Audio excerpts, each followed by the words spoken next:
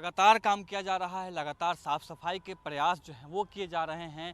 लगातार ऐसे कोशिशें की जा रही हैं जिससे कि यमुना मैया साफ़ हो पाए, जैसे कि पार्क बनाने की योजना बनाना या नाव चला करके, स्टीमर चला करके यमुना में एक जो टूरिज़्म को बढ़ावा देने की बात है। लेकिन जब दुर्गा पूजा भी समय आया है, दुर्गा पूजा में यमुना मैया की सबसे स्थिति ज़्यादा ख़राब हो गई है। मैं ऐसा क्यों कह रहा हूँ वो सबूत के साथ आपको दिखाऊंगा कि किस तरीके से हम अपने मानवीय संवेदना को भूल करके जो यमुना नदी हमें जीवन देती है, जो यमुना नदी हमारी प्यास बुझाती है, जिसको हम माँ का दर्जा देते हैं, उसकी स्थिति हम क्या कर देते हैं। कैमरा पर्सन अंकुश आपको चारों तरफ दिखाएंगे कि यमुना देखिए किस तरीके से सूख चुकी है और लगातार जो है कोशिश की जा रही है कि यमुना में साफ़ सफाई की जा सके, लेकिन स्थिति बद से बदतर होती जा रही है। मैं मौजूद हूँ भी कालिंदी कुंज इलाके में और कालिंदी कुंज इलाके की स्थिति आप देखेंगे कि ये आपको दिखाई देगा, झाग दोपहर के समय में भी आपको दिखाई दे रहा होगा।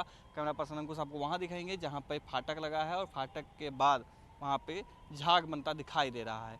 यहाँ से फिर आगे की तरफ पानी जाता है और वो उत्तर प्रदेश में होते हुए इलाहाबाद जो प्रयागराज जहाँ है, जहाँ पर संगम है, वहाँ पे जाके मिलता है। मैं अब आपको घाट की स्थिति दिखाता हूँ कि घाट पे किस तरीके की गंदगी है, जो सरकार ने आकर के नहीं किया है, कोई नेता आकर के नहीं किया, कोई इंडस्ट्री आकर के नहीं किया है। जो इंडस्ट्री का कचरा है वो ऑलरेडी यमुना को गंदा कर रहा है, लेकिन हम और आप जो करते हैं उसकी बानगी मैं आपको दिखाता हूँ। ये देखेंगे, ये यमुना का किनारा है, ये गाद आपको दिखाई दे रहा होगा, जो कितनी बदबूदार गाद है। यहाँ पे मैं और हमारे कैमरा पर्सन अंकुश खड़े हैं, वो महसूस कर पा रहे होंगे कि कितनी गंदगी यहाँ पर है। साथ ही आप देखेंगे ये फूल पत्ती आप देखेंगे, ये देखिए कि पूजा किया गया है यहाँ पे, क्योंकि अभी छठ भी बीता है। छठ के वजह से भी यहाँ पूजा पाठ किया गया है। दुर्गा पूजा भी चल रहा है, दुर्गा पूजा की वजह से भी यहाँ पे जो है जो पूजा पाठ है वो किया गया है।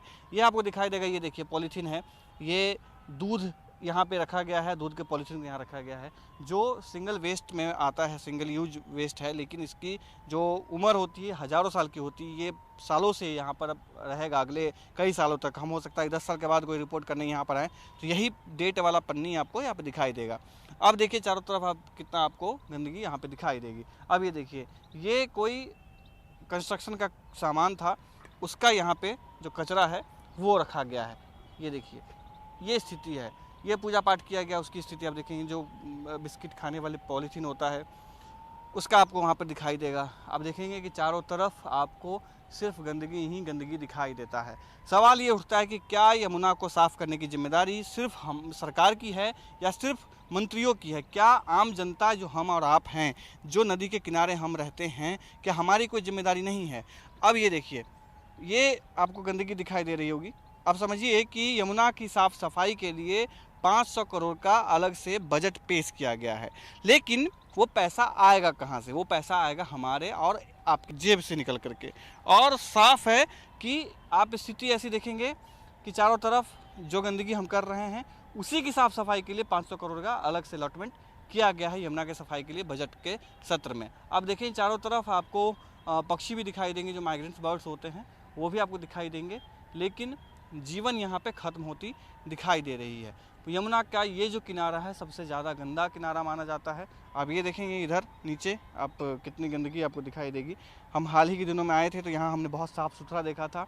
वॉलंटियर्स यहाँ पे आकर के हर हफ्ते साफ़ करते हैं। इंडियन न्यूज़ ने मुहिम भी शुरू किया था, उसका असर साफ दिख रहा था कि यहाँ पर साफ़ सफाई दिख रहा था, यहाँ पे गंदगी नहीं थी।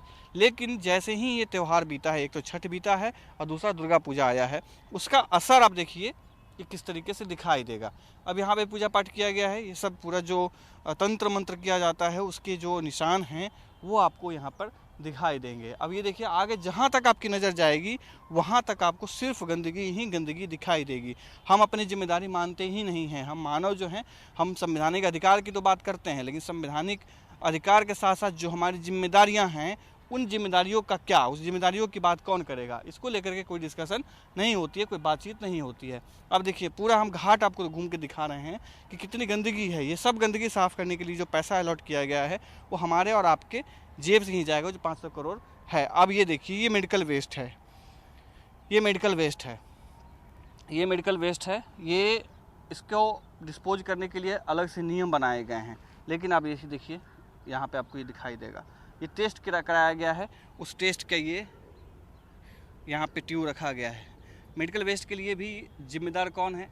हॉस्पिटल्स जिम्मेदार हैं, जो बड़े हॉस्पिटल्स हैं अगल बगल में जो रहते हैं उनकी जिम्मेदारी बनती है। लेकिन आप देखेंगे कि कोई जिम्मेदारी तय किसी की नहीं की गई है। साफ़ तरीके से आप गंदगी यहाँ पर देख सकते हैं और यही पानी मछलियाँ यहाँ होती हैं। यहाँ के जो करीब में रहने वाले लोग हैं, आप देखेंगे यहाँ पे लोगों का जीवन है और उनके घर में भी यही पानी जाता है, उनके शरीर में भी यही पानी जाता है। अब मूर्तियाँ यहाँ देखेंगे कितनी पड़ी हुई हैं, भगवान को लोगों ने पूजा किया और यहाँ पे आकर के छोड़ दिया। तो ये स्थिति है पूरे यमुना की। अभी हम आपको ऊपर चल के दिखाते हैं कि किस तरीके से मृत पर्याय बन चुकी है ये यमुना, जो लाखों करोड़ों की ज़िंदगी देती है, उसको किस तरीके से स्थिति ख़राब की गई है वो आप यहाँ देख सकते हैं। चारों तरफ देखिए कि पानी बिल्कुल सूख चुका है।